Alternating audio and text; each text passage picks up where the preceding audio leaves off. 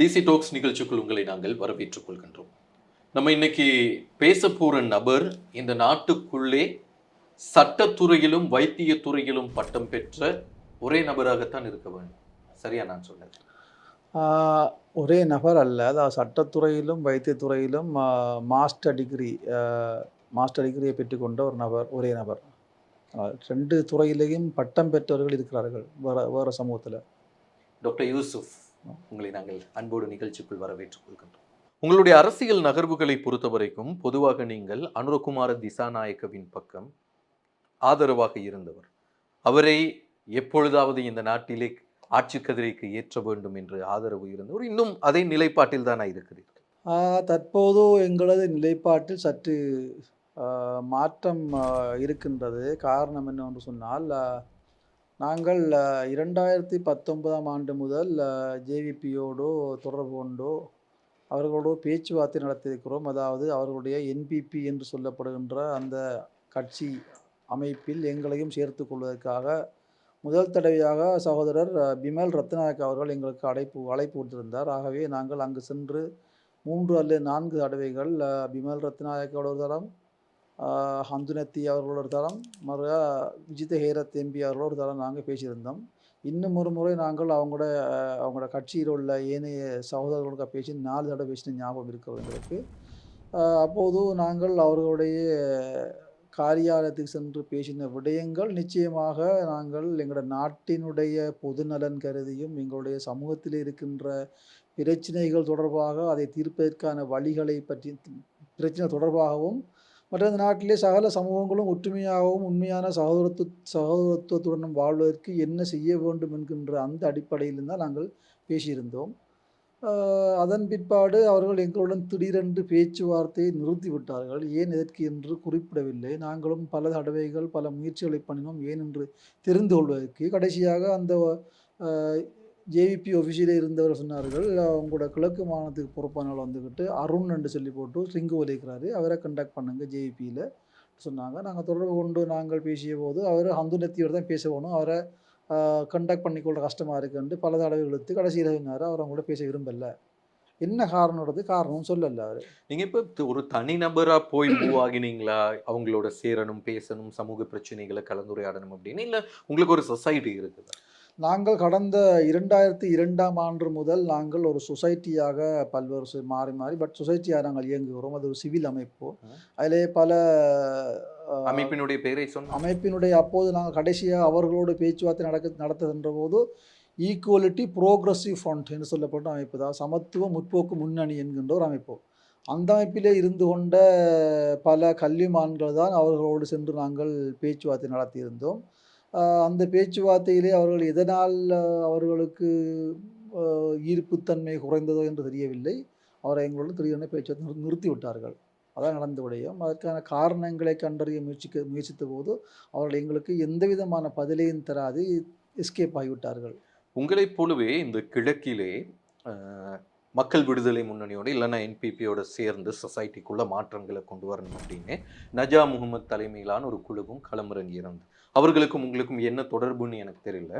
அவங்களும் இப்போ அனுரகுமார திசாநாயக்கை விட்டு விலகிட்டாங்க, பொருத்தம் இல்லைன்னு நம்ம நினைக்கிறோம் அப்படின்னு வெளியில போயிட்டாங்க. உண்மையில இந்த கிழக்கினுடைய பிரச்சனைகள், கிழக்கு மாவட்டத்தில் இருக்கின்ற பிரச்சனைகள் தொடர்பில் ஜேபிபிக்கு சரியான ஒரு திட்டமிடல் இல்லைன்னா அது தொடர்பான ரீடிங் அவர்கள்ட்ட சரியா இல்லைன்னு நினைக்கிறீங்க? என்னை பொறுத்த மட்டில் நாங்கள் அவர்களை அந்த 2019ஆம் ஆண்டு பேச்சுவார்த்தைக்கு பிறகு அவர்களுடைய நடவடிக்கைகளையும் செயல்முறைகளையும் நாங்கள் ஆராய்ந்து கொண்டே இருந்தோம். அண்மை காலமாக அவர்கள் சம்பந்தமாக நாங்கள் இறுதி முடிவு எடுக்கும் வரைக்கும் நாங்கள் அவர்களை பற்றி எந்த விதமான தவறான விடயங்களையும் வெளியிலே பேசிக்கொள்ளவே. ஆனாலும் அவர்களுடைய விடயங்களை ஆராய்ந்து பார்த்த பொழுது அவர்களுடைய பேச்சிற்கும் அவர்களுடைய உள்ள கிடங்கிலே இருக்கின்ற உணர்வுகளுக்கும் பாரிய வித்தியாசம் இருப்பதாகத்தான் நாங்கள் உணர்கிறோம். ஏனென்று சொன்னால், நாங்கள் ஜேவிபியோடு பேசின காலங்களிலே நாங்கள் அவருடன் பேசிய விடயம் என்று சொன்னாக்கா, அந்த நாட்டில் இருக்கிற அநீதியான ஒரு போக்கு. உதாரணமாக, கிழக்கு மாகாண முஸ்லிம்களுக்கு கிட்டத்தட்ட 42 விதமாக முஸ்லிம்கள் கிழக்கிலே வாழ்கிறார்கள் என்று அன்அஃபிஷியல் தகவல்கள் கூறுகின்றன. ஆன போதிலும் அங்கே இருக்கின்ற முஸ்லிம்களுக்கான நிலம் என்று சொல்வது ஒரு 4-5 வீதமாக தான் இருக்குது. கிட்டத்தட்ட 10ல் 1 பங்கு தான் நிலம் இருக்குது முஸ்லிம்களுக்கு. ஆனால் சமத்துவ சட்டத்தின் பிரகாரம் வந்துக்கிட்டு கிட்டத்தட்ட 42% மக்களுக்கு 42% இல்லாட்டியும் ஒரு 40% இருக்க வேணும். ஆனால் 4%, 5%ங்கிறது 10 மடங்கு. இவ்வாறான அநீதிகள் எவ்வாறு நடந்தது, ஏன் இதை சரி செய்ய முடியாமல் இருக்கின்றது என்கின்ற விடயங்களை எல்லாம் நாங்கள் அவர்களிடம் பேசியிருந்தோம் அந்த அந்த கா அந்த காலப்பகுதியிலே. அதேபோன்று முஸ்லிம்களுக்கு கிழக்கிலே மட்டுமல்ல எல்லா பிரதேசங்களிலும் பொதுவாக கலாச்சாரம் சார்ந்த பிரச்சனைகள் இருக்கின்றன. உதாரணமாக தாடி வைக்கக்கூடாது என்று சொல்லி கிழக்கு மட்டக்களப்பு யூனிவர்சிட்டியிலே தடை செய்தார்கள். சில மாணவர்களை தண்டித்தார்கள். இப்போ கடந்த ஃபைனல் எம்பிஎஸ் எக்ஸாமிலேயும் கூட ஒரு ஒரு சகோதரர் தண்டிக்கப்பட்டிருக்கின்றார். அந்த உண்மை வெளிவரவில்லை இன்னும். அதேபோன்று சண்முகா பாடசாலையிலே ஃபர்தா அணிந்து செல்கிற ஆசிரியைக்கு அநீதி இழைக்கப்பட்டது. இவ்வாறான பல்வேறு கலாச்சார அநீதிகள் நடைபெற்ற போது நாங்களும் அதை சம்பந்தமாக ஆய்வு செய்து அதுக்கான குரலை கொடுத்த போதும் எந்த விதமான நீதியும் ஒழுங்காக கிடைக்கல. அப்போது ஒரு கோர்ட்டுக்கு போய் தான் நாங்கள் தீர்ப்பு சில சந்தர்ப்பம் எடுக்க வேண்டியிருந்துச்சு. மற்றபடி எங்களுக்கு சமூக ரீதியான அல்ல அரசியல் ரீதியான எந்த விதமான பாதுகாப்பும் முஸ்லீம்களுக்கு கிடைக்கல.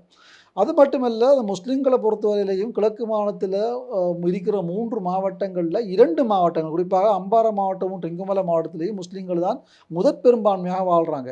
உண்மை சொல்லப்போனாக்கா அம்பாறை மாவட்டத்தில் கிட்டத்தட்ட 1980 காலங்களுக்கு முதல்ல முஸ்லீம்கள் 56% வாழ்ந்தார்கள் என்று வரலாறு சொல்லுது. அதுக்கு பிறகு தெஹியத்த கண்டிய என்று சொல்லப்படுகிற ஒரு பாரிய ஒரு பிரதேசம் சேர்க்கப்பட்ட அதாவது பதுல்ல மாவட்டத்தில் இருந்து அம்பாறை மாவட்டம் சேர்த்தது பிற்பாடு முஸ்லீம்கள் வந்து 46% குறைந்தார்கள் என்று சொல்லப்படுது. அப்படி குறைந்தாலும் கூட முஸ்லீம்கள் தான் இன்றும் முதற் பெரும்பான்மையாக இருக்கிறார்கள்.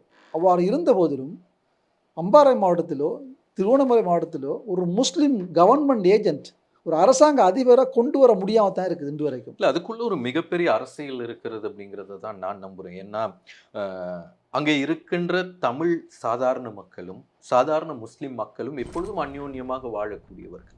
ஆனால் இவர்களுக்குள்ளே சில விடயங்களை தூண்டிவிட்டு அதிலே குளிர்காய நினைக்கின்ற சில காடை அரசியல்வாதிகள் இருக்கிறார்கள் என்பதை யாருமே மறுக்க முடியாது. அப்படி உருவாகி இருக்கின்ற பிரச்சனை தான் இந்த கல்முனை உப பிரதேச செயலக விவகாரமும் கூட.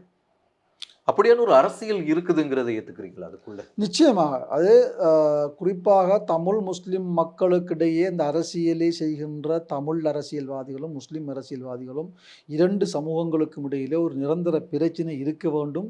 அந்த பிரச்சனையை வைத்துத்தான் அவர்கள் அரசு செய்ய வேண்டும் என்று யோசிக்கிறாங்க. அதே போன்று அம்பாறையிலும் கூட அப்போது இருந்த சிங்கள அரசியல்வாதிகளும் கூட இந்த பதுளையில் இருந்து ஒரு பகுதியை அம்பாறை மாவட்டத்தோடு இணைச்சதுக்கான காரணமும் அந்த அரசியல் வந்தடித்தான். ஆகவே எது எப்படி இருந்தாலும் கூட இந்த கல்முனை உபபிரதேச செயலகத்தை நாங்கள் உதாரணமாக எடுத்துக்கொண்டாக்கா அதில் நடக்கிற அரசியலை நாங்கள் விளங்கி கொள்றதுக்கு கல்முனை உபபிரதேச செயலகத்தில் உண்மையிலேயே அது ஒரு ஆயுத முனையில் 1989 எல்டிடிஆர் உருவாக்கப்பட்ட ஒரு செயலகம் தான், உபசெயலகம் தான். அது சட்டபூர்வமாக அரசாங்கத்தால் உருவாக்கப்பட்ட ஒன்றல்ல. அந்த நிலையில் மட்டுமல்ல, அப்போதைய காலப்பகுதிகளில் நான் நினைக்கிறேன் இந்த ஊரோடு சேர்ந்து இருந்த காரைதீவை பிரித்தாங்க. அதே போன்று சம்மாந்துறையோடு இணைஞ்சிருந்த நாவிதன் வழியை பிரித்தாங்க. பிரித்து தமிழர்களுக்கு 2 வேறு சபைகளை உருவாக்கி கொண்டாங்க. அதே போன்று தான் கல்முனையிலையும் உருவாக்க முயற்சிங்க. அது இன்று வரைக்கும் அந்த முயற்சி வந்துட்டு உபசெயலகத்தோடய நின்று கொண்டிருக்குது. அது முழு செயலகமாக மாற்றப்படலை. இப்போ இந்த செயலகங்களை பறிக்கிறதுல ஒரு பாரிய ஒரு பின்னணி இருக்குது இங்கே தமிழர்கள் மத்தியிலையும் கூட. ஏன்னு சொன்னாக்கா முஸ்லீம்கள்கிட்ட இருக்கிற நிலங்களை பறிக்கிறது, முஸ்லீம்களுக்கு நிலங்களை வழங்காமல் இருக்கிறது. இதனால தான் 42 முஸ்லீம்களுக்கு 4 விதமான இல்லை 5 விதமான நிலமங்கிற நிலைமை உருவாயிடுச்சு. இல்லை, அதான் நான் திருப்பியும் சொல்கிறேன், இந்த பிரச்சனையில் சாதாரண மக்களுக்கு இடையில் கிடையாது இந்த பிரச்சனை. சில அரசியல்வாதிகள் அவைகளை தூண்டிவிட்டு சில கலவரங்களை உருவாக்குறதுக்காக பிரிவினைகளை ஏற்படுத்தி அதில் அரசியல் செய்கிறதுக்கான முயற்சிகள் ஒரு பக்கம் நடந்துட்டு இருக்குது. இதில் நீங்கள் சொல்லக்கூடிய ஒவ்வொரு வார்த்தைகளுக்கும் நீங்கள் பொறுப்பு. 2 சமூகமும் அதனை சரியாக சிந்திக்கும்னு நாங்கள் நம்புகிறோம்.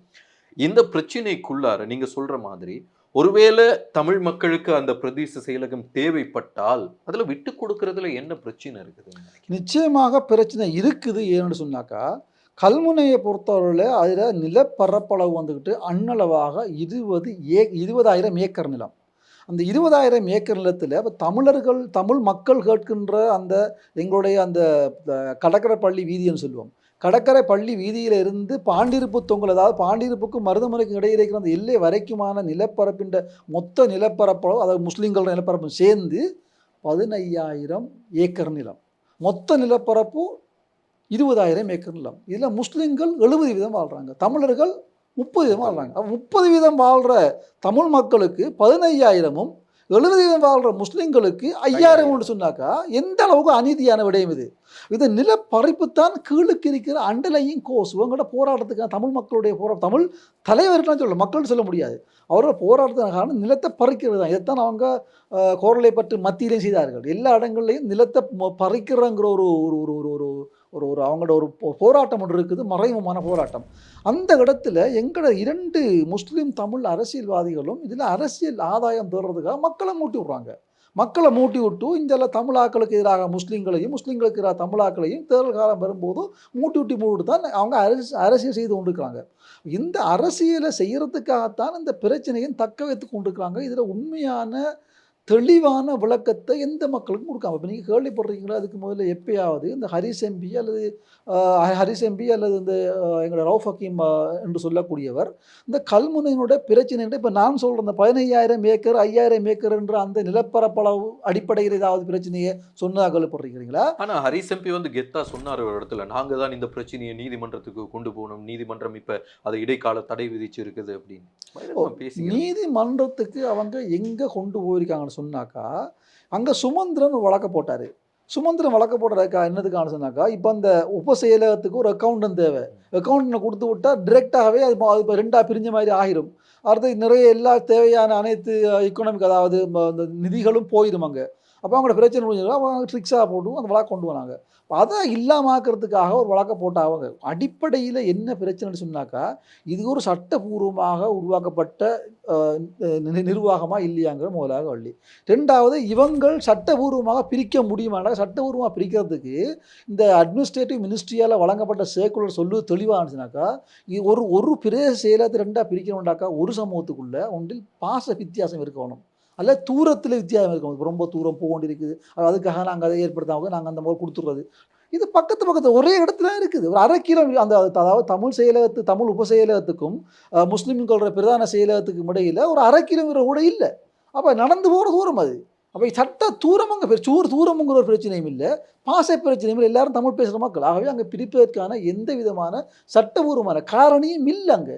ஆனால் அந்த மாவட்டத்தை பொறுத்த வரைக்கும் பொதுவாக இலங்கைக்குள்ளே இத்தனை மக்கள் வாழக்கூடிய இடத்திற்கு இத்தனை பிரதேச செயலகங்கள் இருக்கணும் அப்படிங்கிற ஒரு நடைமுறை இருந்தது. அதனை பார்க்கிற பொழுது அம்பாறை மாவட்டத்திலே இருக்கின்ற தமிழ் மக்களுக்கு தேவையான அந்த பிரதேச செயலகங்கள் சரியாக அமைத்து கொடுக்கப்பட்டிருக்கு. உண்மையை சொல்ல போனாக்கா தமிழ் மக்களுக்கு அதிக அளவான பிரதேச செயலகம் அங்கே இருக்குது. ஏன்னு சொன்னாக்கா, தமிழ் மக்கள் மொத்தமாக அம்பாறை மாவட்டத்தில் அன்னளவாக 17 வீதம் இருக்கிறாங்க. முஸ்லீம்கள் கிட்டத்தட்ட 47-48 வீதம் இருக்கிறாங்க. எஞ்சிய 34-35 வீதம் சிங்கள மக்கள் இருக்கிறாங்க. மொத்தம் எல்லாமே 19 பிரதேச செயலகமும் ஒரு கல்முனையில் இருக்கிற பிரதேச செயலகம் இருக்குது. மொத்தமாக 20 எடுத்துக்கொண்டாக்கா 120ஆல் பிரித்தா 5 வீத மக்களுக்குத்தான் ஒரு பிரதேச செயலகம் மட்டும் வரும். இப்போ 5 வீத மக்கள்னாக்கா இங்கே வாழ்கிற மக்கள் மொத்தம் 17னாக்கா 3 செயலகம் தான் இருக்க வேண்டும். ஆனால் அவங்களுக்கு 4 செயலகம் இருக்குது, அதோட கல்முனையில் இருக்கிற உப செயலகம் இருக்குது. அப்போ 5 இருக்கு, இப்போ 4 அறை இருக்குதுன்னு சொல்லலாம். அப்போ அந்த 4 அறையை கல்முனையில் இருக்கிறத முழு செயலகமாக்கினா 5 ஆகுது. எப்படி 17 வீத மக்களுக்கு 5 செயலகம் வரும்? அதே மாதிரி 48 வீதமாக 47 வீதமாக இருக்கிற முஸ்லீம்களுக்கு வந்துக்கிட்டு 8 தான் இருக்குது. 10 இருக்கணும் அல்லது 9வது இருக்கணும், ஆனால் 8 தான் இருக்குது. ஆகவே முஸ்லீம்களுக்கு செல்ல வேண்டிய 2 செயலகத்தையும் அந்த செயலகங்களுக்கு கிடைக்க வேண்டிய நிதி ஒதுக்கீடு மற்றது அரச வள பங்கீடுகளையும் தமிழ் மக்களுடைய பிரதேச செயலகங்களுக்கு எடுப்பதற்கான ஒரு மறைமுக ஒரு செயலாகவே நாங்கள் பார்க்கக்கூடியதாக இருக்குது. ஏன்னு சொன்னாக்கா, இவ்வாறான மறைகரமான சிந்தனைகளோடு தான் தமிழ் அரசியல் தலைவர்கள் நிலத்தை பறிக்கிறது, முஸ்லீம்களுக்கு செல்ல வேண்டிய பங்கீடுகளை பறிக்கிறது, ஒதுக்கீடுகளை பறிக்கிறது, இவ்வாறான ஒரு மோசமான எண்ணங்களோடு தான் அவங்க செயற்படுகிறார்கள் என்பதுதான் எங்களுடைய அபிப்பிராயம். ஆனால் உங்களுடைய அந்த மாவட்டத்தை பொறுத்த வரைக்கும் இது இன்னைக்கு நேற்று வந்து பிரச்சனை கிடையாது, காலாகாலமாக இருந்துட்டு வர்ற பிரச்சனை. ஹரிஸ் எம்பி இருக்கிறார், முஸ்லீம் காங்கிரஸ் அங்கே அரசியல் செய்து, மக்கள் காங்கிரஸ் அங்கே அரசியல் செய்து, இந்த அரசியல்வாதிகள் யாருமே இதற்கு சுமூகமான தீர்வுகளை பெற்று காத்திரமான முடிவுகளை எடுத்து இந்த பிரச்சனைகள் தீர்க்கணும் அப்படிங்கிறதுல எந்த ஒரு முனைப்பையும் காட்டுறதை எங்கேயுமே காண முடியல. இப்போ இந்த எலெக்ஷன்ல ஸ்ரீலங்கா முஸ்லீம் காங்கிரஸ் ஒரு பக்கம் நாங்கள் சஜித் பிரேமதாசவோடு நிபந்தனைகளுடன் ஆதரவு அப்படின்னு சொல்லி இருக்கிறாங்க. நான் அவங்களுடைய கட்சியினுடைய ஒரு உறுப்பினருக்கு கால் பண்ணி கேட்ட நேரத்தில் அவர் சொன்னார், இப்போதான் எங்களுடைய லீகல் டீம் அந்த நிபந்தனைகள் என்னென்னங்கிறத டிராஃப்ட் பண்ணிட்டு இருக்கிறாங்க. அந்த நிபந்தனைகளுக்குள்ளேயாவது இந்த பிரதேச செயலக விவகாரத்தை முடிக்கணும் அப்படிங்கிற தகவல் வரும்னு நினைக்கிறீங்களா? நிச்சயமாக வராது. என்னை பொறுத்தவரையிலையும் கடந்த காலங்கள்ல இந்த முஸ்லிம் அரசியல்வாதிகள் அவர்கள் எந்த கட்சியில இருந்தாலும் சரி, நிச்சயமா முஸ்லிம்களுடைய உரிமைகளுக்காக போராடிய வரலாறே கிடையாது. ஏனென்று சொன்னாக்கா, இந்த கல்முனையினுடைய பிரதேச செயலர் மட்டுமல்ல. இப்ப நீங்க பெட்டிகுலா எடுத்துக்கொண்டீங்கன்னாக்கா, கோர்லைப்பற்று மத்தியில இருந்த வயல் நிலங்கள் கிட்டத்தட்ட 200 ஏக்கருக்கு மேற்பட்ட நிலங்களை தமிழ் தரப்பு அத பறித்துக் கொண்டது. அது என்னன்னாக்கா, ஆரம்பத்தில அவங்க நெகோஷியேட் பண்ணியிருக்கிறாங்க. கிட்டத்தட்ட 2000 ஆண்டு அளவுல பண்ணியிருக்கிறாங்க. இந்தியால இருக்கிற நிலத்த நாங்க உங்களுக்கு தாரோம். அங்கால இருக்கிற நிலத்த எங்களுக்கு தாங்கன்னு சொல்லி ஒரு அண்டர்ஸ்டாண்டிங்லாம் ஏற்றுக்கொள்ளப்படுறது. ஆனா அவங்க நிலத்த வாங்கிக் கொண்டாங்க. இவங்க குடுக்கல. இன்று வரைக்கும் குடுக்கல. இது ஏனென்று அந்த பிரதேசத்தில உள்ள ஒரு அரசியல்வாதி கூட சரியா பேசல இதுவரைக்கும். அது ஒரு விஷயம். அதே மாரி இப்ப நீங்க தோப்பூர்ங்கிற ப ப திருவண்ணாமலை மாவட்டத்த எடுத்துக்கொண்டீங்கனாக்கா, தோப்பூர்ல வந்துகிட்டு பிரதேச செயலகம் ஒன்று இருக்குது. அது உப பிரதேச செயலகமா இருந்தது நான் நினைக்கிறேன். அதுவும் 2000 ஆண்டு காலப்பகுதியில முழு பிரதேச செயலகமாக தரம் உயர்த்தப்பட்டது. சந்திரிகா அரசாங்கத்தில. தரம் உயர்த்தப்பட்டு இருந்த காலத்தில, அங்க இன்ஃப்ராஸ்ட்ரக்சர் ஃபெசிலிட்டீஸ் அங்க இருக்காம இருந்ததுனால, அது உப செயலகமாகவே இயங்கி வந்திருக்குது. இப்போ அந்த இன்ஃப்ராஸ்ட்ரக்சர் ஃபெசிலிட்டீஸ் அங்க வந்துட்டுன்னு சொல்லி போட்டு, அப்ப அங்க முழு செயலகமா செயற்படுத்த முயற்சி செய்தாக்கா, அங்க தமிழ் அரசியல்வாதிகள் அத எதிர்க்கிறாங்க. அத அனுமதிக்கிறாங்கல்ல. அப்ப இந்த மாதிரி ஆ இத ஏன் ஒரு முழு பெரிய செயலகமா ஆக்கின ஒரு செயலகத்தை ஏன் தடுக்கிறீங்க என்று கேட்கிற ஒரு வக்கு கூட எங்களுடைய முஸ்லீம் அரசியல்வாதிகள் அங்க இல்ல. அதே மாதிரி பல இடங்கள்ல முஸ்லிம்கள் நிலங்கள பறிச்ச போதெல்லாம், அந்த நிலங்கள கூட ஒரு நாளும் எந்த அரசியல்வாதியும் துணிஞ்சு பேச வேணும்னு பேசல. உதாரணமாக ஆ மர்ஹூம் எம்.ஐ.எ. மொஹிதீன் அவர்கள் செய்த ஒரு ஆய்வில, அவருடைய அறிவியல் அவர புக்ல எழுதி அந்த புக் எல்லா இடத்துலயும் இருக்கு, என்னட்டையும் இருக்குது. அவர் சொல்லிக்கிறார் வந்துட்டு, வடகிழக்கு மாகாணங்கள்ல வந்துட்டு 90,000 ஏக்கர் நிலங்கள் முஸ்லிம்களோட நிலங்கள எல்டிடி பறிச்சிருக்காங்க அந்த காலத்துல. பிரதானமா எல்டிடி அவங்க பறிச்சு, இப்ப தமிழ் மக்கள்ட்ட இருக்குது. அப்ப அந்த நிலங்கள உங்கள குடுங்கன்னு சொல்லக்கூட வக்கில்லாத முஸ்லிம் அரசியல்வாதிகளா தான் எங்க சமூகம் இருக்கு இன்றைக்கு. அப்படி இருக்கும்போது இந்த கல்முனை டிஎஸ் விவகாரத்த கையில் எடுக்க மாட்டாங்க. இதெல்லாம் அவங்களுக்கு என்னண்டாக்கா, தேர்தல் வரும்போது ஒரு பேசி மக்கள குழப்பி எமோஷனலாக மக்கள திசை திருப்பி வாக்க பெறுவதற்கான ஒரு விடயமா பயன்படுத்துகிறார்களே ஒழிய, உண்மையாகவே இந்த பிரச்சனைகளை தீர்த்து மக்களை ஒற்றுமையாக்க வேணும். இந்த மக்களுக்கு இடையில இருக்கிற பிரச்சனையை தீர்க்க வேணும். 2 சமூகங்களையும் அல்ல எல்லா சமூகங்களையும் ஒற்றுமையாக்க வேண்டும். இந்த நாட்டை முன்னேற்ற வேண்டும் என்கிற உண்மையான எண்ணம் இந்த அரசியல்வாதிக்கு கிடையவே கிடையாது என்பதுதான் என்னுடைய அவதானம். அதே நேரத்துல அங்கே இராணுவத்தால் பிடிக்கப்பட்ட காணிகளும் நிறையவே இருக்குது. நீங்க சொல்லக்கூடிய இந்த 3 மாவட்டங்கள்லயும் இருக்கு. அந்த இராணுவத்தால் பிடிக்கப்பட்ட காணிகளுக்காவது இந்த முஸ்லிம் அரசியல்வாதிகள் சேர்ந்து, முஸ்லிம் காணிகளை நான் சொல்றேன். தமிழ் மக்களுடைய காணிகளை தமிழ் அரசியல்வாதிகள் ஒன்றன் பின் ஒன்றாக மீட்டு வருகிறார்கள். அதனை நாம் ஏற்றுக்கொண்டுதான் ஆக வேண்டும். முஸ்லிம்களினுடைய காணிகள் அவ்வாறு மீட்கப்பட்டது. இராணுவத்திடத்துல இன்னும் முஸ்லிம்களினுடைய காணிகள் இருக்குதாங்க? நிச்சயமாக முஸ்லிம்களுடைய காணிகளை இராணுவத்தினர் மட்டுமல்ல, சில சிங்கள குடியேற்றவாசிகளும் கூட கைப்பற்றியிருக்கிறார்கள். குறிப்பாக அம்பாறை மாவட்டத்தில, இதுவும் திங்கமலை மாவட்டத்தில நடந்திருக்கிறது. அந்த காணிகள நாங்கள் பெற்றுக்கொள்ள வேணும் என்று போட்டு நான் நினைக்கிறேன். இப்போ ஒரு 4 வருடங்களுக்கு 4, 5 வருடங்களுக்கு முதல்ல சரியா எக்ஸாக்ட்டா அந்த ஞாபகம் இல்ல. அக்கரைப்பத்துல எங்களோட அமைப்பால நாங்க ஒரு கூட்டம் ஒன்று போட்டிருந்தோம். அதாவது இந்த காணி இழப்புகள வச்சு நாங்க அந்த மக்கள் கூப்பிட்டு இத நாங்க ஒரு ஒரு ஒரு தேசியமயப்படுத்தி முடியுமா இருந்தா சர்வதேசமயப்படுத்த நாங்க ட்ரை பண்ணோம். பண்ண காலப்பகுதியில திடீர்னு ஹக்கீம் கூட்டத்துக்கு வந்து அவர் பேசி நான் செஞ்சு தரேன்னு பாரம் எடுத்து அந்த முயற்சிய மழுங்கடித்தாரே தவிர, அந்த முயற்சிய மக்களையாவது செய்வதற்கு அவர் அனுமதிக்கவில்லை. அதுக்கு பிறகு என்ன நடந்ததுனாக்கா, அந்த முயற்சியை மேற்கொண்ட சில குறித்த நபர்களை சில ஆர்மியில இருந்தா அல்லது எனக்கு தெரியாது எக்ஸாக்ட்டா தெரியாது. சிலர் வந்து அவர புடிச்சு கொண்டு போய் இப்போ நம்ம எங்கட நிஹால் அகமட் என்று சொல்லி போட்டு இதுல அந்த முக்கிய நபர் வருவார். அவர புடிச்சு கொண்டு போயிட்டாங்க. நீங்க ஏன் இது இல்ல அகமட்ங்கிறது ட்ரிங்கோ? இல்ல நிஹால் அகமட்ங்கிறவர் வந்துட்டு அட்டாளஜன். ஓகே. அட்டாளஜன் அக்கப்பை சேர்ந்தவர். அவரு இந்த நில சம்பந்தமான ஆய்வுகள மிகவும் அப்ப அவர் பயந்து அவர கொண்டு போய் நெஞ்சாங்கல அவர் அச்சுறுத்தி கடைசியில அவர் பயந்து போய் அவர் போய் வேற தொழில் ஒன்று செஞ்சு கொண்டிருக்கிறாரு. அந்த மாதிரியான செய்கின்ற முயற்சியை கூட மழுங்கடிக்கிறவர்களாக தான் எங்கள் அரசியல்வாதிகள் இருந்தாங்க. மக்களா போராடியாவது அதை புரட்டுமங்கிறதுக்கு அல்லது ஏனே சமூகங்களில் தமிழ் சமூகங்களில் தமிழ் அரசியல்வாதிகள் அவங்களுக்கு உற்சாகம் ஊட்டினாங்க. எங்கள் சமூகத்தில் தடுக்கிற ஒரு ஆளாக தான் இருந்தாங்க. அவங்க இதில் செஞ்சு கொடுத்து வேண்டாங்கன்னா அவங்கள மக்கள் வந்துக்கிட்டு பிரதிநிதிகள் ஆக்கிடுவாங்கிற பயத்தில் ஹக்கீம் ஓடி வந்து பிளாக் பண்ணி போட்டார். இவ்வாறான சம்பவம் தான் உண்மையாக நடக்குதாங்க. ஆகவே இங்கே நடக்கிறது அரசியல் விளையாட்டை தவிர மக்களுடைய உரிமைக்கான போராட்டம் ஒரு துளியளவு கூட நடக்கவில்லை என்கிறதான் எங்களோட அவதானம். ஆகவே இதை நாங்கள் போராட்டமாகவோ அல்லது அமைதியாகவோ நாங்கள் எங்களுடைய உரிமையையும் நாங்கள் இந்த நாட்டிலே நாங்கள் நிலைநிறுத்த வேணும். உங்களோட உரிமையை நாங்கள் சொல்ல வேணும், எங்களோட உரிமையை கேட்க வேணும், இந்த நாட்டில் சகல மக்களுக்கு நீதி கிடைக்க வேணும், சகல மக்களும் ஒற்றுமையாக வாழ வேணுங்கிற அந்த அடிப்படையில் நாங்கள் ஜேபியில் போனாங்க. இந்த ஜேபி பல பாசிட்டிவான விஷயங்களை சொன்னாங்க. அதனால அங்கே போனோம். அங்கே போனது பிறகு தான் விளங்கிச்சு அவங்களோட உள்ளுக்குள்ள நிலைமை வித்தியாசமாக இருக்குதுங்கிறது. அண்மையில் கூட ஜேபி இந்த கட்சியால் சொல்லப்பட்டு வந்துச்சுன்னாக்கா நாங்கள் தேசிய ஒற்றுமையை நாங்கள் ஏற்படுத்துவோம், நாங்கள் ஆட்சிக்கு வந்தாண்டு. இப்போ நாங்கள் கேட்குறோம் அவங்கள்ட்ட, தேசிய ஒற்றுமைண்டா என்ன? எல்லா மக்களும் ஒன்று சேரணும், ஒற்றுமை வாழணும். அதை எப்படி ஏற்படுத்துவீங்க நீங்கள்? இப்போ முஸ்லீம் சமூகம் உங்கள்கிட்ட வந்து இப்போ நாங்கள் வந்துட்டு முஸ்லீம் சமூகம் சார்பாக முஸ்லீம் சமூகத்தினுடைய கிரீவன்சஸை நாங்கள் உங்கள்கிட்ட சொன்னாக்கா அதுக்கு என்ன செய்ய போகிறோம்னு இதுவரைக்கும் சொல்லாத நீங்கள் பிரச்சனையை வச்சுக்கொண்டு ஒற்றுமையை எப்படி கொண்டு வருவீங்க? பிரச்சனைக்கு தீர்வு சொல்லணும் நீங்கள்.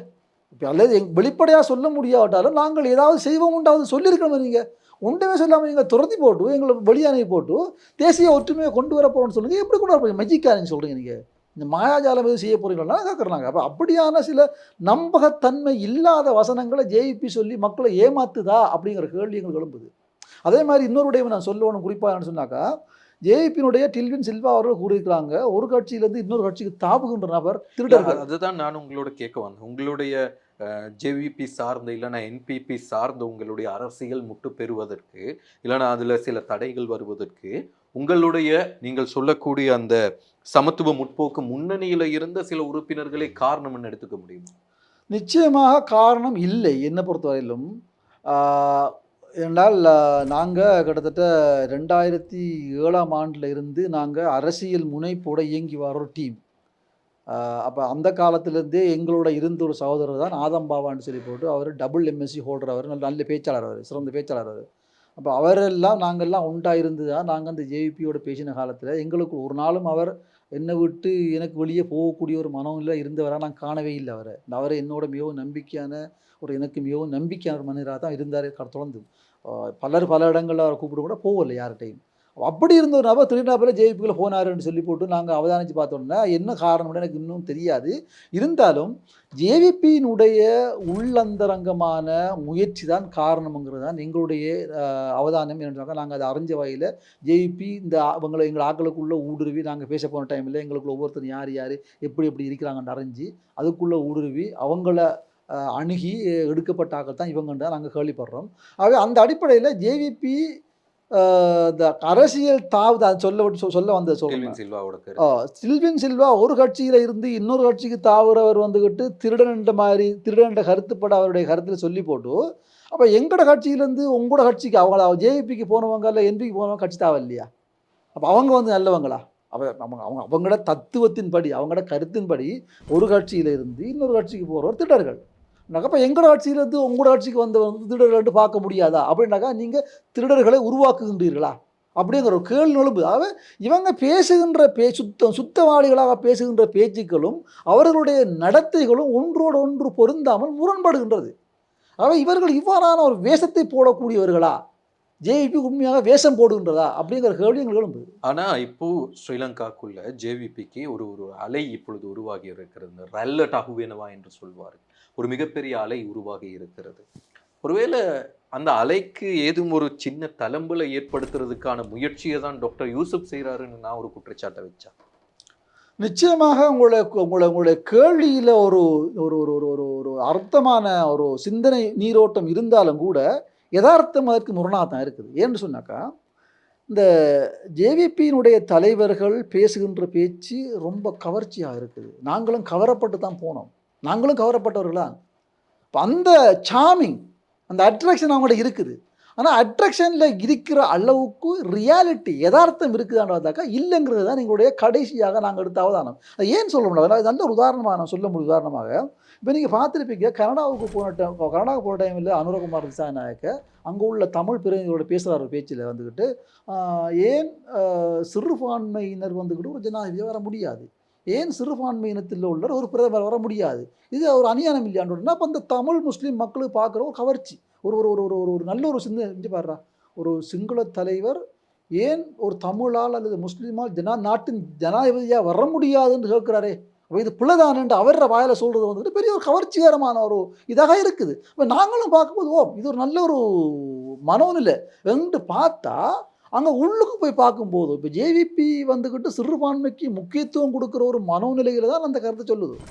அப்படி வரும்போதோ இப்போ நாங்களும் ஒரு சிறுபான்மை வடகிழக்கில் ரெண்டுனாக்கா எங்கட பிரச்சனையை நாங்கள் கூட சொல்கிறோம். எப்படி 40% வாழ்கிற முஸ்லீம்களுக்கு 4% நிலங்கள் தான் இருக்குது. எங்கட பிரச்சனைக்கு தீர்வாக என்னத்தை செய்யலாம் என்று நாங்கள் யோசிச்சு தான் உங்கள்கிட்ட வந்திருக்கிறோம் என்று சொன்னால் எங்களை ஒத்தி விடுறீங்க. நீங்கள் எங்களை ஒத்தி விடுறீங்க. எங்க அங்கே அநீதி நடக்குது. எங்க 40க்கு 4%, 10 மடங்கு ஒரு நீதி கூட கிடைக்குது, 9 மடங்கு கிடைக்கலன்னு சொன்ன இடத்துல நீங்கள் நீதி தருவதை பற்றி சிந்திக்காமல் எங்களை துரத்தி விடுகிறீர்கள். இங்கே வந்து சொல்கிறீங்க ஒரு தமிழ் அல்லது முஸ்லீமால் ஏன் ஜனாதிபதி வரையலான்னு சொல்கிறீங்க. அப்போ அவங்களோட கருத்தை பார்க்கும்போது அந்த கருத்தினுடைய மையக்கருவை நாங்கள் நோக்கி செல்லும்போது அந்த மையக்கருவில் உண்மையிலேயே அந்த மையக்கருவை உங்களோட உள்ளத்தில் இல்லை. நீங்கள் மக்களை கவர்றதுக்காக இதை சொல்கிற மாதிரி இருக்குது. நாங்கள் உண்மையான பிரச்சனை சொன்ன போது நீங்கள் ஓடி போகிறீங்க. ஆனால் நீங்கள் இல்லாத ஒரு பிரச்சனை நீங்கள் உருவாக்குறீங்க தான். பொதுவாக அநேகமான நாடுகளில் சிறுபான்மையில் ஒரு தலைவராக வாரது வாய்ப்பு குறைய. இப்போ எங்களோட முஸ்லீம் நாடுகள் பார்கிஸ்தானில் வந்து கிறிஸ்தவர் ஜனாதிபதி வர முடியுமா? அல்லது எங்களோட பங்களாதேஷில் வந்துக்கிட்டு ஒரு தமிழர் ஜனாதிபதி வர முடியுமா? வர முடியாது. யார் எந்த இனம் பெரும்பான்மையாக இருக்குதோ அந்த இனம்தான் ஜனாதிபதியாக இருக்குதுங்கிறது பொதுவாக உலகம் பூரா இருக்கிற யதார்த்தம். அதை மீறி நீங்கள் உங்களை சொல்கிறீங்கன்னு சொன்னாக்கா உங்களுக்கு உண்மையை நடைமுறைப்படுத்துவது என்பதை விட மக்கள் மனதில் ஏதோ ஒரு நாங்கள் இடம் பிடிக்கணுங்கிற ஆழமான எண்ணம் அதிகமாக இருக்கிறத நாங்கள் பார்க்குறோம். அதைத்தான் நாங்கள் இங்கேயும் பார்த்தோம். எங்கே இந்த தமிழ் முஸ்லீம் மக்களுக்கு இடையில் 40% 4% அந்த விஷயத்தை சொன்ன ஓடி போகிறீங்க. நீங்கள் எங்களை விட்டு விரட்டுறீங்க. நீங்கள் அப்போ உங்களுக்கு நீதியை வழங்குற எண்ணம் இல்லை, நீதியை வழங்குற எண்ணம் இருக்கிற மாதிரி காட்ட பார்க்குறீங்கிறது தான் எங்களுடைய அவதானம். டாக்டர் யூசுப், இந்த அத்தனை விரக்தியிலும் நாங்கள் எங்களுடைய பிரச்சனைகளை பேச போனோம், அவங்க சரியாக செவிமடுக்கல, அதை கேட்கல, எங்களை விட்டுட்டாங்க அப்படிங்கிற இந்த விரக்தியினால தான் அண்மையில் என்பிபியிலிருந்து முடிஞ்சா தேசிய மக்கள் சக்தியிலிருந்து ஒருத்தர் முடிஞ்சா பகிரங்க விவாதத்துக்கு வாங்க அப்படின்னு ஒரு ஆர்டிக்கலை ரெடி பண்ணியிருந்தீங்க. நிறைய இடங்கள் அது ஃபார்வர்ட் ஆச்சு. யாராச்சும் பேசினாங்களா அவங்களோட நாங்கள் வர்றோம் அப்படின்னு? யாரும் பேச இல்லை. ஆனால் சகோதரர் முன்னீர் முலாஃபர் என்று சொல்லப்படுகின்ற ஒரு மௌலவி அவர்களுடைய கட்சியில் இருக்கின்றாராம் என்று சொல்லி அவர் பல குரூப்புகளில் என்னுடைய பதிவுகளுக்கு பதிலை போட்டிருந்தார். ஆனால் ஒரு பதிலிலும் அவர் அதுக்குரிய சரியான பதிலை தரல. அவர் சும்மா அந்த சண்டை உடிக்கிற அந்த மொடாலிட்டியில் தான் சில கருத்துக்களை தெரிவிச்சிருந்தார். ஆனால் நான் டிரெக்டாக அவர்கிட்ட பேசியிருந்தேன். நான் சரியாக இன்றைக்கி 2 சேர் போடுற ஐடியாவில் தான் இருந்தேன். நான் அவர்கிட்ட பேசின நேரத்தில் நீங்கள் சொல்லக்கூடிய அதே முனீர் முலஃபர் மௌலவிட்ட நான் பேசினேன். இப்படி ஒருத்தர் பகிரங்க விவாதத்துக்கு கூப்பிடுறாரு, இப்படி முஸ்லீம்களுக்கு இருக்கிற பிரச்சனைகள் தொடர்பில் உங்களுடைய கட்சியினுடைய நிலைப்பாடு சம்பந்தமாக பேசணும், கட்சியினுடைய முடிவுகள் என்னங்கிறத நீங்கள் பேசணும், அதனால் உங்களால் வர முடியுமான்னு கேட்ட நேரத்தில் இல்லை அவங்க யாருன்னு தெரியல, எதுக்காக இப்படி ஒரு விவாதம், நம்ம தேவையில்லை, இதை விட நம்ம நிறைய மீட்டிங்ஸ் இருக்குது, பிஸியாக இருக்கிறோம் அப்படின்னு தெளிவாக சொல்லியிருந்தார். இப்போ நான் அவர்கிட்ட ஒரு அனுமதி கேட்டேன், நீங்கள் சொன்ன இதே விஷயத்தை நான் மீடியாவில் சொல்லலாமா அப்படின்னு. அவர் தெளிவாக சொன்னார், ஓகே நீங்கள் சொல்லலாம் அப்படின்னு. நீங்கள் நினைக்கிறீங்களா ஜேவிபிக்குள்ளே இருந்து ஒருத்தர் இப்படியான ஒரு விவாதத்துக்கு வருவாருன்னு? என்னை பொறுத்தவரையிலும் அவர்கள் தவறு செய்தவர்கள் ஒன்றில் வருவதாக இருந்தாக்கா ஏதாவது பொய் மூட்டையை தூக்கிட்டு வரணும். அப்படி இல்லாட்டி வர மாட்டார்கள் என்பதுதான் என்னுடைய அபிப்பிராயம். அவர்கள் சொல்வதற்கு ஒரு வாசியான கருத்து இருக்குது.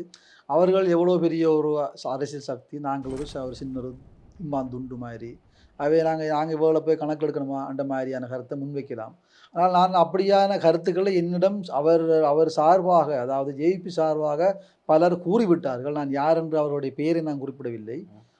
நீங்கள் சின்னாக்கள் தந்தேன், உங்களோட பேசத்தான் பண்ணுமான அவங்க அந்த மாதிரி இல்லை, இந்த ரேஞ்சில் பேசிட்டு சொல்லிட்டாங்க கருத்துக்களை.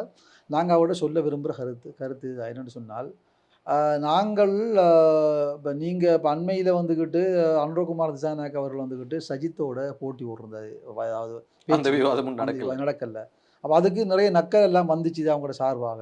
அப்போ நான் சொல்கிறேன்னாக்கா, சஜித் பிரேமதாசா கிட்டத்தட்ட 60 எம்பி வச்சுக்கிட்டு இருக்காரு, நீங்கள் 4 எம்பி வச்சுக்கிறீங்க. அப்போ அவரோட ஒப்பிடும்போது நீங்கள் சின்னாக்கள் தானே, அப்போ நீங்கள் எப்படி அவங்கள கூப்பிடலாம்ன்ற கேள்வி எனக்கு வைக்கலாம். ஒன்று. ரெண்டாவது, நீங்கள் மற்ற ஏனைய வகையில் பார்த்தீங்கன்னு சொன்னாக்கா, இப்போ கல்வி துறையில் பார்த்தா வந்துக்கிட்டு அல்லாஹ்வோட கிருபையை கொண்டு நான் இந்த இலங்கையில் மருத்துவ மற்றும் சட்டத்துறையில் 2 துறையிலையும் மாஸ்டர் டிகிரி உள்ள ஒருவர்.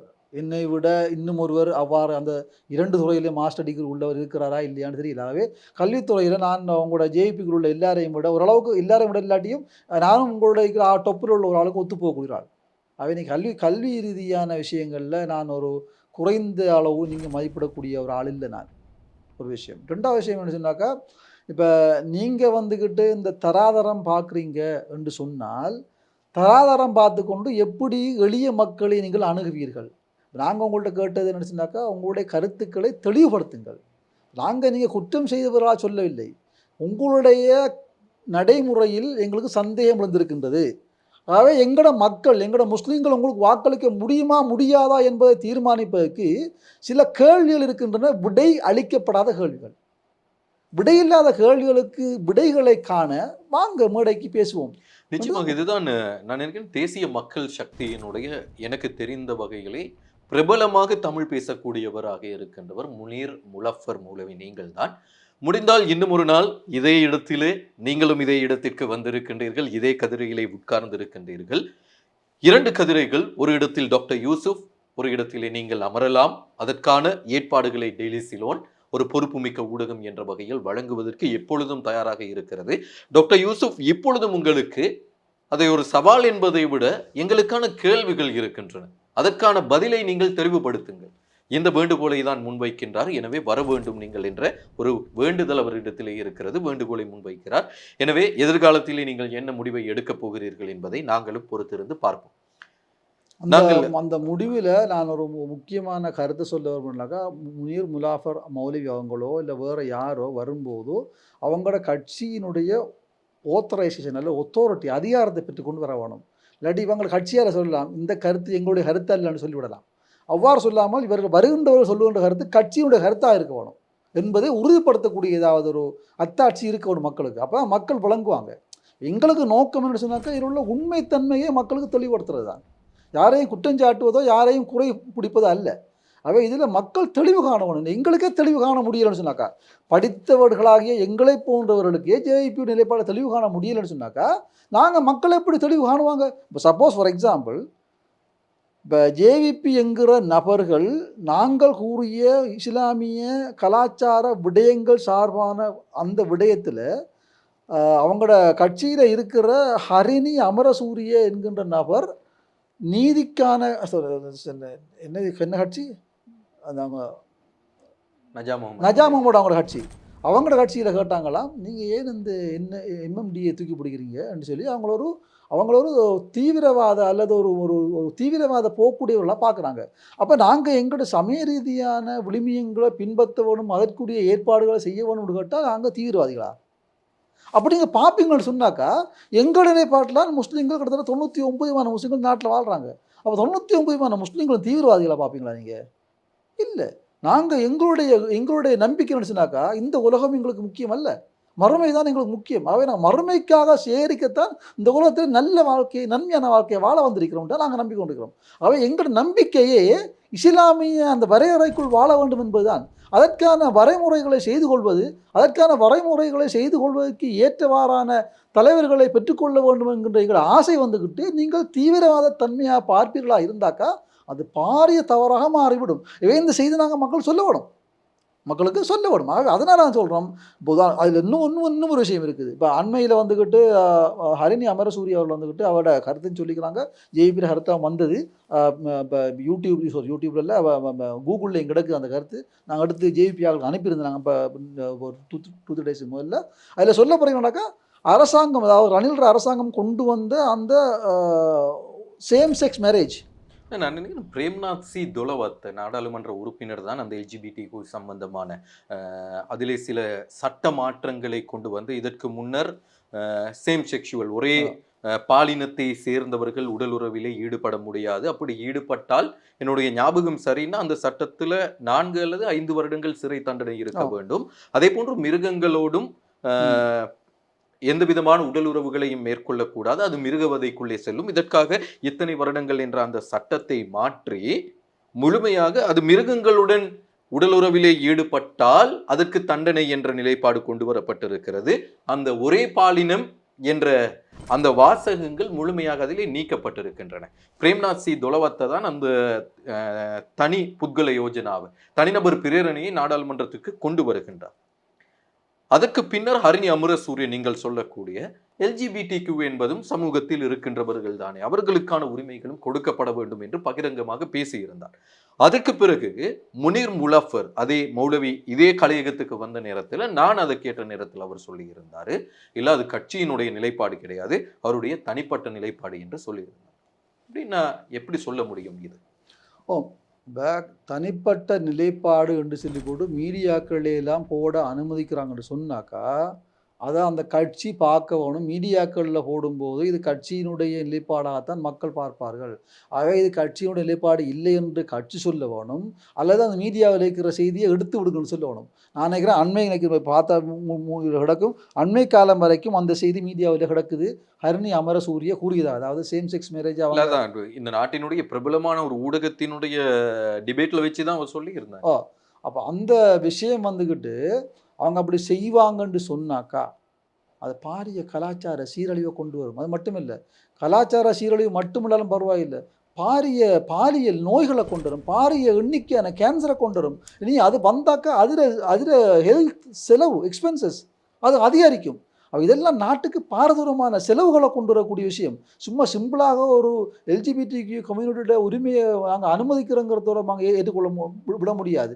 இது பாரிய ஒரு நாட்டுக்கு, அது இது ஒரு வறுமையான நாடு, அவ்வளோ ஒரு அபிவிருத்தி நாடு இல்லை, அப்படியான ஒரு நாட்டுக்கு இது பாரிய ஒரு பொருளாதார சுமையாக மாறக்கூடிய விடயம். அது எந்த ஒரு ஆங்கிளில் பார்த்தாலும் இந்த எல்ஜிபிடிக்யூங்கிற இந்த விடயத்தில் சேம் செக்ஸ் மேரேஜ் அல்லது திருமணம் முடிக்காமல் நாங்கள் பாலியல் தொடர்பில் ஈடுபடலாம்ங்கிற அந்த கருத்து வந்துட்டு மிகவும் ஒரு பாரிய ஒரு பிரச்சனையை இந்த நாட்டில் கொண்டு வரக்கூடியது எல்லா சமூகத்திலையும். ஆனால் இப்போ ரவுஃப் ஹக்கீம் சொல்லியிருக்கிறார் தானே, சஜித் பிரேமதாசையோட நாங்கள் நிபந்தனையோட சேர்ந்துட்டோம் அப்படின்னு.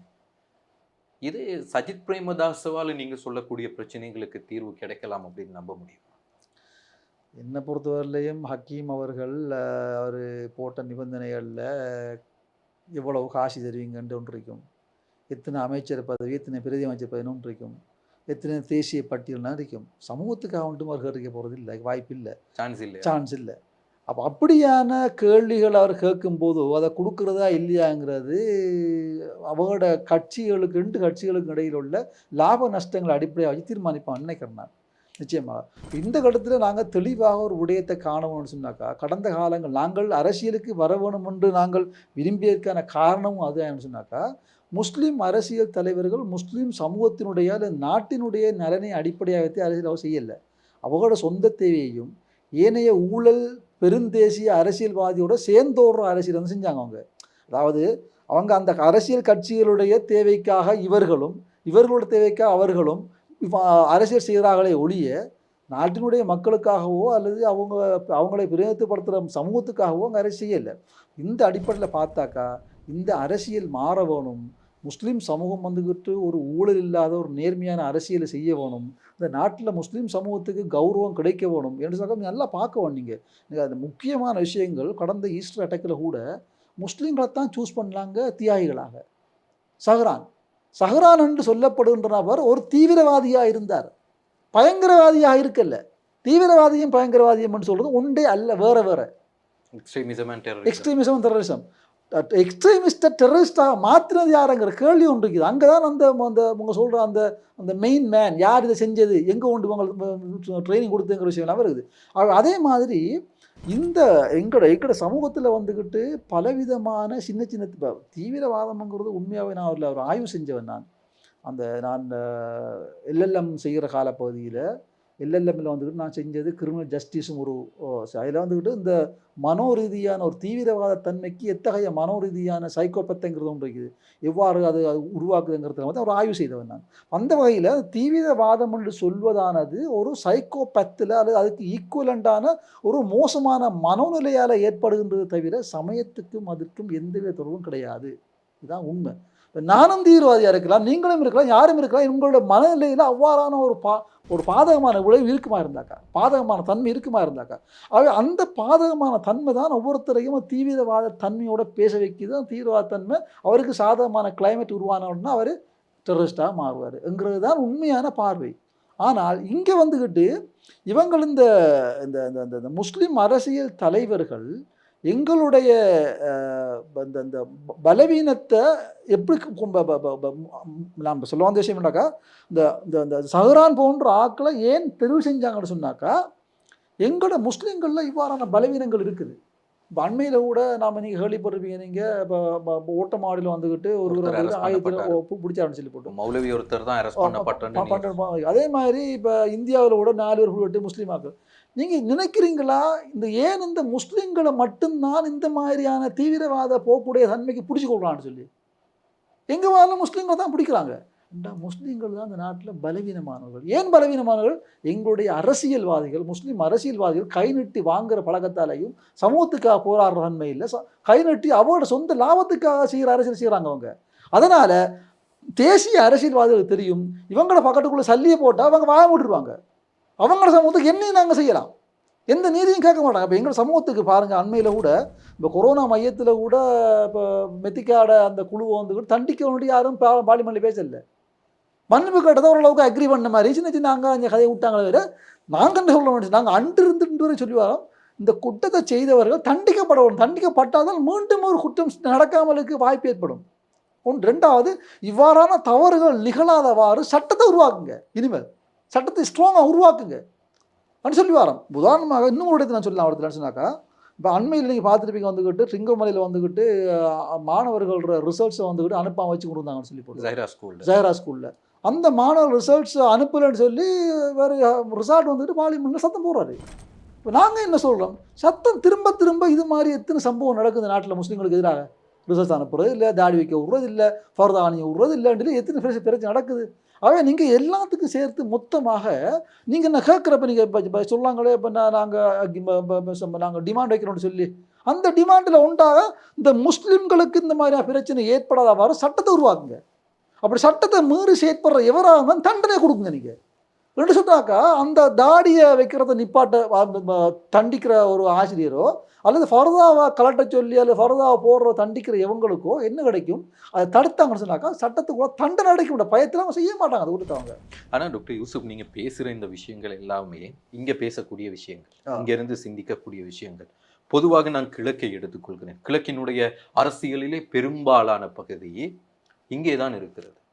நாளை சாணக்கிய தலைவர் போராளிகளே எழுந்திருங்கள் என்றால் போராளிகள் எந்திரிச்சிருவாங்க. நாளைக்கு தேசிய தலைவர் எங்களுக்காக வாருங்கள், மக்களுக்காக, சமூகத்துக்காக அப்படின்னா கையை தட்ட ஆரம்பிச்சிருவாங்க. நீங்க நினைக்கிறீங்களா இந்த சொசைட்டியை மாத்தாம இந்த அரசியல்வாதிகளை மாற்ற முடியும்? நிச்சயமாக உங்களோட கேள்வி 100% நியாயமானது. அதாவது எந்த ஒரு சமூகம் எவ்வாறு இருக்குமோ அவ்வாறு தான் அதன் தலைவர்களும் இருப்பார்கள் என்று குர்ஆனில் சொல்லப்பட்டதாக உலமாக்கள் சொல்கிறாங்க. அதாவது சமூகம் எவ்வாறு இருக்குமோ அவ்வாறு தலைவர் இருப்பாங்க. சட்டிக்குள்ளே என்ன இருக்குதோ அதான் அகப்பையில் வரும். அகப்பையில் இருக்கிற தலைவர்னாக்கா சட்டிக்குள்ளே இருக்கிற சமூகம். ஆகவே தலைவர்கள் நல்லவர்களாக வர வேணுமா இருந்தாக்கா சமூகம் நல்லவர்களாக இருக்கணும். ஆகவே சமூகத்தில் மாற்றம் வர வேண்டும். இதில் எந்த மாற்று கருத்தும் கிடையாது. ஆகவே இதனால தான் நாங்கள் எங்களுடைய கட்சியினுடைய கொள்கையாக, அடிப்படை கொள்கையாக சமூக சீர்திருத்த மாற்றம் கட்டாயம் நிகழ வேண்டும். இதற்காக நாங்கள் பல தசாப்தங்களுக்கு முயற்சி செய்ய வேண்டும்ங்கிற கொள்கையையும் வகுத்துள்ளோம். சமூக சீர்திருத்த மாற்றம் நிகழாமல் நல்ல தலைமைத்துவம் வராது. ஆகவே நல்ல தலைமைத்துவத்துக்கு நாங்கள் செல்ல வேண்டுமா இருந்தாக்கா இன்றைக்கு நாளைக்கு நாங்கள் நல்ல தலைமை உருவாக்க முடியாது. படிப்படியாக நாங்கள் சமூகத்தில் நல்ல மாற்றங்களை உருவாக்கி கொண்டு செல்லும் போது ஒரு காலகட்டத்தில் நல்ல சமூகம் உருவாக்கக்கூடிய வாய்ப்பு ஏற்படலாம், அல்லாஹ் நாடினால். ஆகவே அந்த முயற்சியை பண்ண சொல்லி சிலர் சொல்லுவாங்க, இந்த சமூகத்துக்கு எங்கே செய்ய போகிறீங்க, நீங்கள் நடக்கிற ஆரியமாக நடக்கிற நம்பிக்கை. என்னுடைய பணிவான கருத்துன்னு சொன்னாக்கா, அல்லாஹ்வுடைய எதிர்பார்ப்பும், அதாவது இஸ்லாத்தின் எதிர்பார்ப்புன்னு சொன்னாக்கா நம்பிக்கையை அல்லாஹ் மீது வைக்கணும், முயற்சியை செய்ய சொல்லிக்கிறான். என்ன நடக்கும்போது அல்லாஹ் விட்டுறணும்.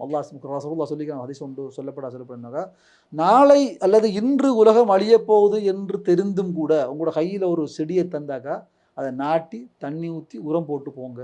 உலகம் அழிய போகுது, இதை நாட்டி என்ன பிரயோஜனம் முடிஞ்சு யோசிக்காதீங்க. ஆகவே நாங்கள் முஸ்லீம்கள் மாற வேணும், திருந்த வேணும், நல்ல நிலைக்கு அடைய வேண்டும் என்று சொல்லி சமூக மாற்றத்துக்காக, சமூக சீர்திருத்தத்துக்காக நாங்கள் முயற்சி செய்ய வேண்டும் என்கிற எண்ணம் தான் எங்களுக்கு அடிப்படையில் இருக்கிறது. நல்ல தலைமைத்துவம் எதிர்காலத்தில் நாங்கள் உருவாக்க வேண்டுமா இருந்தால் அந்த தான் எங்களுடைய உண்மையான அடிப்படையான நோக்கமாக. அதுக்காகத்தான் நாங்கள் அரசியலுக்கு வர ஆசைப்படுறோம்.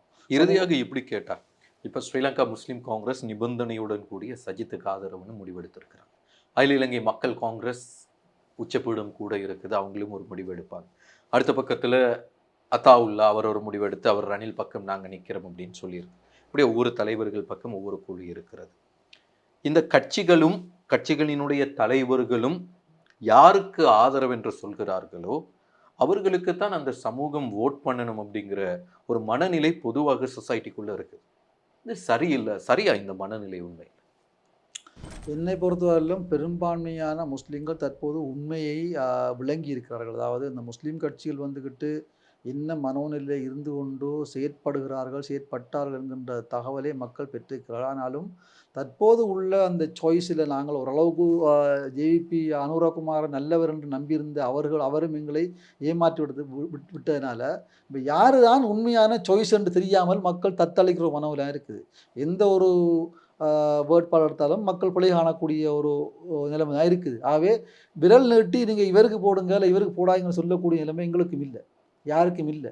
ஆகவே மக்கள் இறுதியில் என்னத்தை முடிவு செய்வார்கள் என்று தெரியாது. அதனால் நாங்கள் சொன்னோம்னு சொன்னாக்கா, நாங்கள் ஒரு கோரிக்கை வச்சோம், யாராவது ஒரு முஸ்லீம் அரசியல் தலைவர் இந்த முறை ஜனாதிபதி தேர்தலில் போட்டுடுங்க. போட்டிட்டு நாங்கள் எங்களுடைய முஸ்லீம் சமூகத்தினுடைய பிரச்சனையை உலகறிய செய்யணும். அதாவது மூடி மறைக்கப்பட்ட பிரச்சனையை உலகறிய செய்யணும். செய்வதற்கான ஆப்பர்ச்சுனிட்டியாக பயன்படுத்துங்க. இரண்டாவது வாக்கை யாருன்னா விரும்பின மக்கள் போட்டும். இந்த முறை first and second and third counting எல்லாம் ப்ரிஃபரன்ஸ் வாக்கெல்லாம் வாய்ப்புகள் இருக்குது. ஆகவே அப்படி ஒரு ஒரு ஒரு சிறுபான்மையோட வாக்கை வந்துட்டு ஒருவருக்கு போட்டு விட்டு இரண்டாவது வாக்கை இன்னொருத்தருக்கு போடுவதால் அந்த வாக்களிக்கின்ற ஆப்பர்ச்சுனிட்டி இல்லாமல் போகிற தன்மை இல்லாமல் ஆக்குது. அதாவது இரண்டாவது வாக்குங்கிறது கவுண்ட் பண்ணப்பட போகிறதால வேஸ்ட் ஆகிற வாக்காக மாறாது. அவை நாங்கள் ஒரு 5 லட்சம் மக்களாக அல்லது 2 லட்சம் மக்களாவது நாங்கள் ஓட்டு போட்டு காட்டுவது மூலம் முஸ்லீம் மக்களுக்கு இவ்வாறான ஒரு பிரச்சனை இருக்கின்றது, அதனால்தான் இந்த வாக்குகளை சேகரித்தோம் என்கின்ற செய்தியை சொல்லி முஸ்லீம்களுடைய பிரச்சனையை உலகறிய செய்ய வேண்டும் என்கின்ற செய்தியை நான் சிலருக்கு வழங்கியிருந்தேன். ஆனால் செவிடன் காதில் ஊதி சங்கு போல போயிட்டு எங்களுடைய அரசியல்வாதிகளுக்கோ எங்களுடைய சமூகத்தில் பற்றி ஒரு சரியான ஒரு அந்த அணுமாக்கணியோட என்னது அந்த சரியான ஒரு உணர்வு இல்லை, சிந்தனை இல்லை. அதனால் அப்படியான ஒரு ஒரு ஒரு அவல நிலை காணப்படுறதால நாங்கள் இது சம்பந்தமாக எதிர்காலத்தில் மக்களை எடுக்கேட் பண்ண வேணும், மக்களுக்கு சரியான ஒரு சிந்தனையூட்டலை வழங்க வேணும். இந்த நாட்டில் வந்துக்கிட்டு சகல மக்களும் சமமான அந்தஸ்துள்ள மக்களை வாழ வேணுங்கிற ஒரு அரசியல் தன்மையை தூண்ட வேணும். நாங்கள் அப்படியான ஒரு நல்ல பாசிட்டிவான மக்களுடைய எதிர்கால வளர்ச்சியையும் முன்னேற்றத்தையும் நாங்கள் ஒரு பாதையாக காட்டி அந்த பாதையில் இந்த நல்ல பண்புகளை நாங்கள் வளர்க்க முடியுமா இருந்தாக்கா நிச்சயமாக ஒரு மாற்றத்தை நோக்கி பயணிக்கலாம். ஆனால் அதை நம்புகிற மக்கள் குறைவாக இருக்கிறாங்க. அதான் ஜெயிக்கலாக பிரிச்சுக்கிறோம். நிச்சயமாக டாக்டர் யூசுப், உங்களுடைய நேரத்தை ஒதுக்கி எங்களுக்காக இந்த பெருமதியான தகவல்களை தந்திருந்தீங்க, பெருமதியான விடயங்களை பேசியிருந்தீங்க. உங்களுடைய முயற்சிகளுக்கான வித்து இன்றைய தினம் விதைக்கப்படலாம். அறுவடைகள் 10 வருடமாகலாம், 20 வருடமாகலாம். நல்லது நடந்தால் சந்தோஷம். மிக்க நன்றி உங்களுக்கு. ஜஸாக்கல்லாஹ் ஹைரன். இந்த சந்தர்ப்பத்தை வழங்கி நீங்கள் என்னை இந்த உங்களுடைய வீடியோ இடத்துக்கு அழைத்து இந்த நேர்காணலை கண்டதற்காக அஸ்ஸலாமு அலைக்கும் வரஹ்மத்துல்லாஹி வபரகாத்துஹு.